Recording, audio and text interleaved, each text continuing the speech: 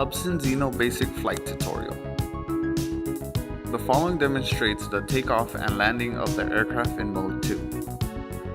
Pull both sticks down and out to arm the motors.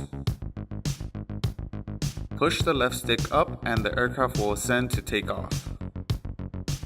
Pull the left stick down and the aircraft will descend to land. Pull both sticks down and out to disarm the motors.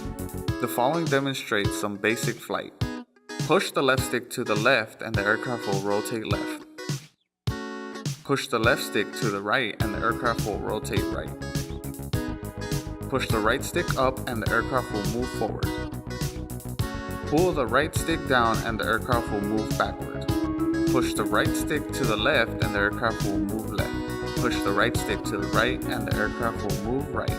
In the menu, on the left side of the app interface, there are multiple flight modes built in for easier accessibility.